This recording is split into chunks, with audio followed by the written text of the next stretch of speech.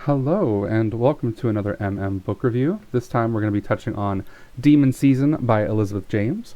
So we're going to start off with a review which is going to include story overview as well as a lot of spoilers.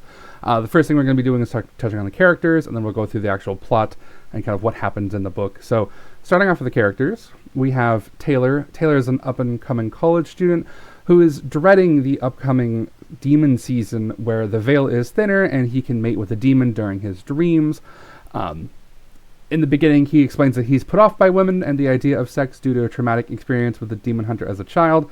There's a lot of that gets fleshed out throughout the later sections of this as well, so just be aware that there are going to be some discussions of sexual assault in the book. I won't be touching on most of it in terms of the details, but they do go into details within the book.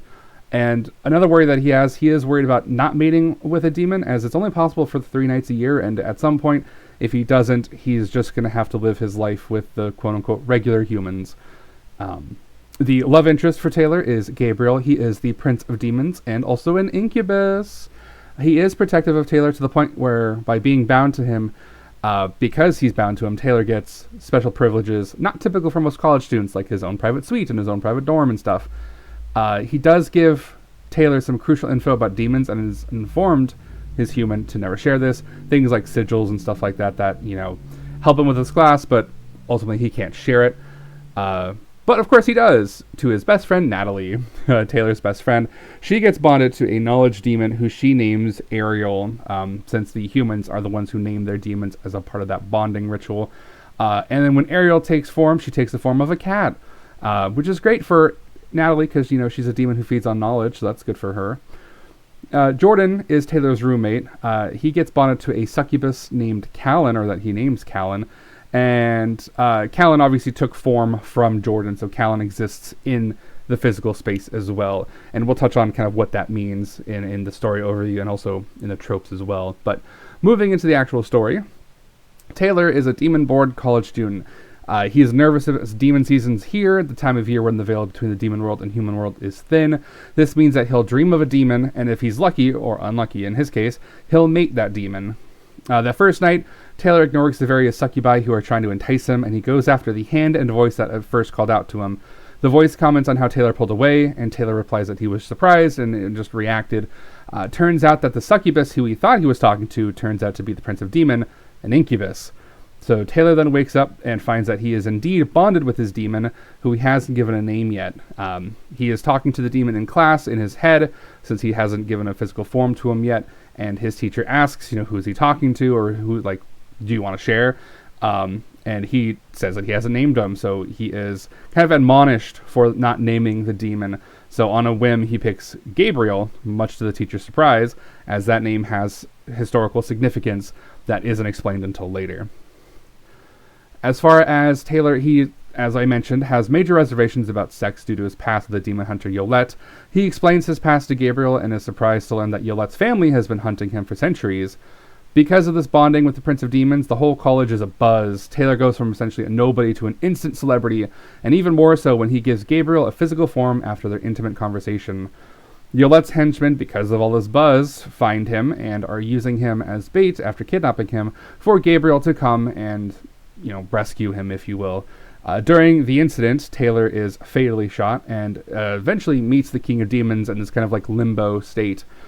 Taylor, in his act of self-sacrifice, just wants to make sure Gabriel's okay and is willing to offer his own soul to go back and protect, the person that he loves or the demon that he loves. And by doing this, the King of Demons says, you're going to be changed forever, and Taylor is changed forever. He's an immortal demon now, bound to Gabriel, as they are sharing one human soul, Taylor's. So he is half demon, full demon. It's not quite clear, and I read this thing twice, and I'm still, not 100% sure of, one or the other. But it's interesting as far as endings go. And then you get the happily ever after where they're, bound together forever. So some of the tropes, we do have the typical, demon-human relationship, which I do enjoy.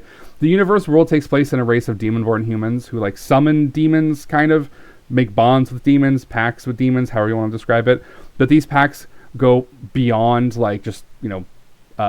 feeding relationships, parasitics. It's almost symbiotic in a sense, if you will.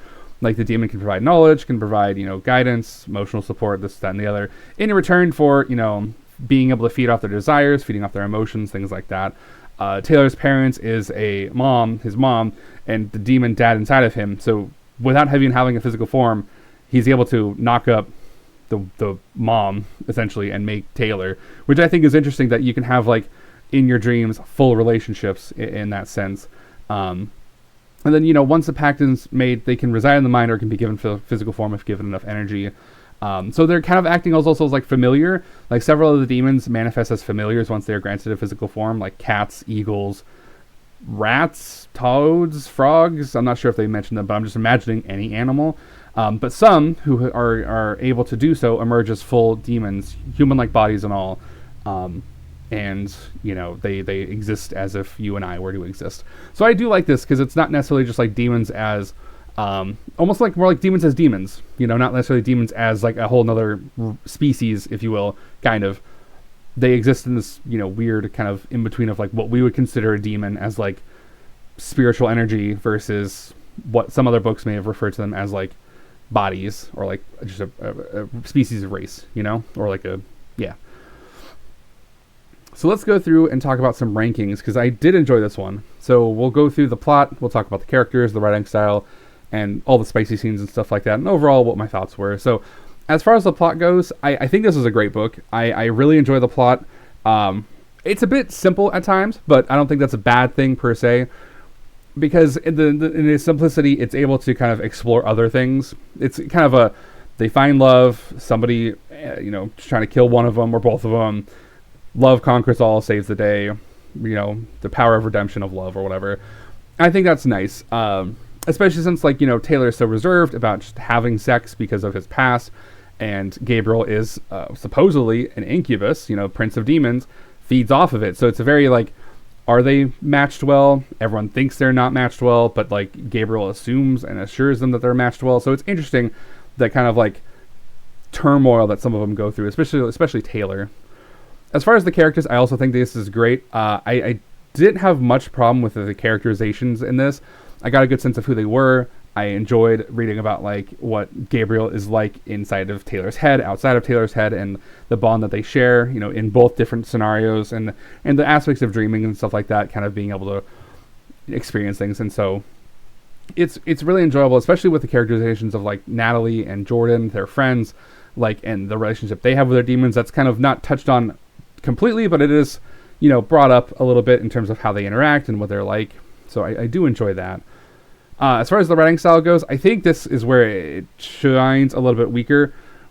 There's a lot of times where it doesn't read as clear to me, as in I'm reading it and I still don't understand fully what transpired.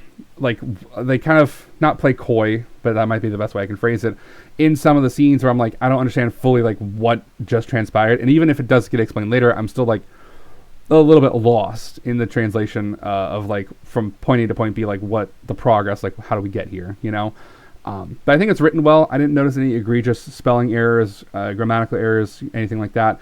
I'm not one to point out those kind of mistakes, because I can barely spell and speak myself, but I did enjoy it. I think there's just a little things that I just didn't quite gel with me in terms of pacing, maybe, if that's the right phrasing, or just explanations that I felt could have been explained a bit more.